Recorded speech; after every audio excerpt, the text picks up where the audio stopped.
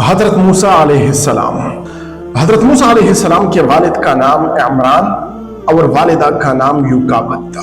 حضرت ہارون علیہ السلام اور حضرت موسیٰ علیہ السلام حقیقی بھائی تھے اور اس کا سلسلہ نسب حضرت یعقوب علیہ السلام تک پہنچتا ہے جو یوں ہے: حضرت موسیٰ بن عمران بن طاہت بن لاوی بن یعقوب علیہ السلام۔ آپ بالائی مصر مطلب جنوبی مصر میں دارالحکومت طیبہ میں پیدا ہوئے، اور یہ وہ دور تھا جہاں پر مصر میں ایک متعصب قبطی نسل خاندان برسر اقتدار تھا جس نے بنی اسرائیل پر مظالم توڑنے شروع کر دیے تھے۔ حضرت موسیٰ علیہ السلام نے رحمت الہی کے تحت فرعون رامسیس ثانی کے محل میں پرورش پائی، اور فرعون رامسیس کی بیوی آمنہ کو قرآن مجید میں مومنہ کہا گیا ہے۔ جب حضرت موسیٰ علیہ السلام جوان ہوئے تو حضرت موسیٰ علیہ السلام کے ہاتھوں سے ایک قبطی قتل بالخطا ہونے کی وجہ سے ہجرت کرنی پڑی، اور وہ طیبہ سے 650 کلومیٹر شمال میں منبس مطلب بابلیون پہنچے، اور پھر صحرائے سینا اور ایلا سے جاتے ہوئے مدین پہنچے جہاں حضرت شعیب علیہ السلام نے اس کی میزبانی کی۔ مدین یہ پہاڑی سلسلہ شمال مغربی سعودی عرب میں بحیر احمر اور خلیج عقبہ کے ساتھ ساتھ واقع ہے، اور دراصل جبال شرات کا تسلسل ہے۔ حضرت موسیٰ علیہ السلام کے عہد میں یہ وادی سرسبز اور شاداب تھی، اور یہاں مدین اور دیگر بستیاں آباد تھے۔ مغائر شعیب کے قریب 2 کنویں ایک دوسرے کے ساتھ متصل واقع ہیں، اور جن کے متعلق عام لوگوں کا خیال ہے کہ شاہد انہی میں سے ایک کنواں ہے جہاں پر حضرت موسیٰ علیہ السلام نے ایک قبطی کو قتل ہونے کے بعد پہنچے تھے، اور اس کا فاصلہ مغائر شعیب کے آثار سے تقریباً 1 میل کے فاصلے پر ہے۔ ان کے قریب شمال کی طرف ایک پرانا قلعہ اور جنوب مغرب میں ایک تالاب بھی ہے۔ اس زمانے میں مصر کی حکومت جزیرہ نمائی سینا کے مغربی اور جنوبی علاقوں تک محدود تھی۔ خلیج عقبہ کے شمالی اور مغربی ساحل پر مدین آباد تھے، اور وہ مصری اثر و اقتدار سے آزاد تھے۔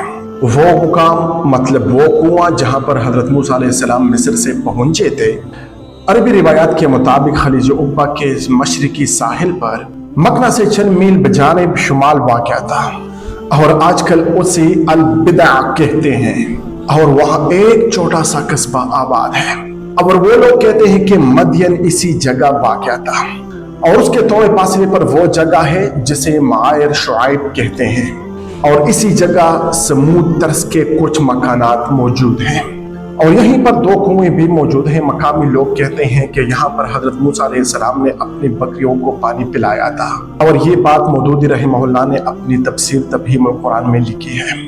حضرت موسیٰ علیہ السلام نے 10 برس حضرت شعیب علیہ السلام کی ملازمت میں بھیڑ بکریاں چرائے، تو انہوں نے اپنے صاحبزادی سفورہ سے حضرت موسیٰ علیہ السلام کا نکاح کر دیا۔ حضرت موسیٰ علیہ السلام نے اور 10 سال وہاں پر قیام کرنے کے بعد اپنی اہلیہ کے ساتھ وادی سینا جا رہے تھے کہ کوہ طور پر روشنی دیکھ کر آگ لینے چلے گئے، مگر وہاں پر پیغمبری مل گئی۔ اللہ تعالیٰ حضرت موسیٰ علیہ السلام سے ہم کلام ہوا، اور انہیں اور ان کے بھائی حضرت ہارون علیہ السلام کو حکم دیا کہ فرعون کو حق کی دعوت دے دو، اور بنی اسرائیل کو فرعون اور قبطیوں کی غلامی سے آزاد کرو۔ حضرت ہارون علیہ السلام مصر ہی میں موجود تھے۔ خروج بنی اسرائیل۔ حضرت موسیٰ علیہ السلام فرعون کی دربار میں چل کر اسے توحید کی دعوت دی، مگر انہوں نے صاف انکار کر دیا، اور بنی اسرائیل کو غلامی سے رہا کرنے پر بھی آمادہ نہ ہوا۔ اس کے بعد حضرت موسیٰ علیہ السلام نے معجزے بھی دکھا دیے، اور جادوگروں کی جادوگری کا نقش بھی نہ جم سکا، اور وہ جادوگر توحید و رسالت پر ایمان لے آئے، لیکن اس کے بعد بھی فرعون نے تکبر سے کام لیا، اور اس نے دعوت حق کو قبول کرنے سے انکار کر دیا۔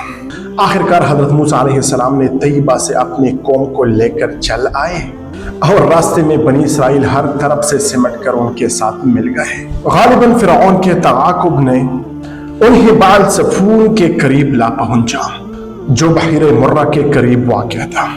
یہاں غالباً انہوں نے بحیر مرہ کو کسی طریقے سے پار کیا، اور ان کے تعاقب میں نکلا ہوا فرعون کڑوے پانی میں غرق ہو گیا۔ اور یہ واقعہ 1824 قبل مسیح میں پیش آیا۔ بحیر مرہ، کڑوے پانی کی یہ جھیل کسی زمانے میں نہر سویز سے متصل تھی۔ بعد میں جغرافیائی تبدیلیوں کی وجہ سے یہ جھیل بحیر قلزم سے جدا ہو گئی۔ صدیوں بعد 1869 میں نہر سویز کا افتتاح ہوا تو بحیر مرہ اس نہر کے ذریعے بحیر قلزم سے مل گئی۔ بنی اسرائیل صحرائی سینا میں بحیر مرہ کو پار کر حضرت موسیٰ علیہ السلام اور بنی اسرائیل جنوب کی طرف گئے اور عیون موسیٰ کے ذریعے اس مقام تک پہنچے جسے آج کل جبل موسیٰ کہتے ہیں اور جس کا قدیم نام سینا ہے۔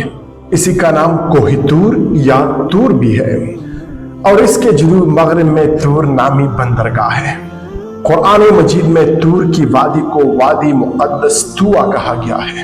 عیون موسیٰ علیہ السلام، بنی اسرائیل کا عبور نہر سویز اور بحیر مرہ کے درمیان ہوا ہے اور عیون موسیٰ علیہ السلام بھی یہی خلیج سویز کے شمال میں ہے، لیکن اس چشموں کا پانی اب سوکھ گیا ہے اور بعض کے تو آثار بھی معدوم ہو چکے ہیں، مگر کہیں کہیں پر ان چشموں پر کھجور کے باغات نظر آتے ہیں۔ فرعون موسیٰ، عام طور پر فرعون موسیٰ کے بارے میں غلط فہمیاں پائی جاتی ہیں، مگر حقیقت میں فرعون موسیٰ علیہ السلام دو ہیں۔ ایک فرعون رامسیس ثانی جس کے گھر حضرت موسیٰ علیہ السلام نے پرورش پائی اور دوسرا ان کا بیٹا منفتح تھا۔ جبل فرعون یہ وہ جگہ ہے جس کے متعلق مقامی لوگوں میں یہ روایت پائی جاتی ہے کہ اس جگہ فرعون کی لاش پانی میں تیرتی ملی تھی۔ جزیرہ نمائی سینا کے مغربی ساحل پر اب اس مقام کو جبل فرعون کہتے ہیں اور اس کے قریب ایک گرم چشمہ بھی ہے جو حمام فرعون کے نام سے موسوم ہے۔ حضرت موسیٰ علیہ السلام کی وفات۔ حضرت موسیٰ علیہ السلام وہی موآب کے ملک میں وفات پائے اور وہیں پر موآب کی ایک وادی میں دفن کی گئے، لیکن حضرت موسیٰ علیہ السلام کی قبر آج تک کسی کو معلوم نہیں اور حضرت موسیٰ علیہ السلام اپنی وفات کے وقت 120 برس کے تھے۔ نبی کریم صلی اللہ علیہ وآلہ وسلم نے فرمایا کہ اگر میں اس جگہ موجود ہوتا تو تمہیں حضرت موسیٰ علیہ السلام کی قبر کی نشان دکھاتا کہ وہ سرخ ٹیلا کے قریب دفن ہے۔ اریحا میں سرخ ٹیلا کے قریب ایک قبر اس کو حضرت موسیٰ علیہ السلام کی قبر سے منسوب کی جاتی ہے اور فتح الباری کے مطابق یہ قول صحیح ہے۔ موآب یہ مملکت اردن کے اندر بحیر مردار اور دریائے اردن کے مشرق میں واقع ایک پہاڑی سلسلہ ہے۔ تو آج تک یہ ہمارا ویڈیو حضرت موسیٰ علیہ السلام کے متعلق میں نے آپ کو انفارمیشن دی، اگرچہ اس کا تھوڑا سا حصہ رہ گیا ہے۔ انشاءاللہ نیکسٹ ویڈیو میں ہم اس پہ تفصیل سے بات کریں گے۔ وادی سینا اور کوہ طور کے متعلق میں نے تفصیل سے اگلے ویڈیو میں بات کرنی ہے۔ تو امید کرتا ہوں کہ یہ ویڈیو آپ نے پسند کی ہوگی۔ اگر ویڈیو پسند آئی ہو تو ہمارے چینل کو سبسکرائب کریں، برائٹ ایرا آف اسلام، اور ان ویڈیوز کو اپنے دوستوں کو شیئر کریں تاکہ وہ بھی اسلامک ہسٹری سے مستفید ہو سکے، باخبر ہو سکے۔ تو ویڈیو دیکھنے کا بہت زیادہ شکریہ۔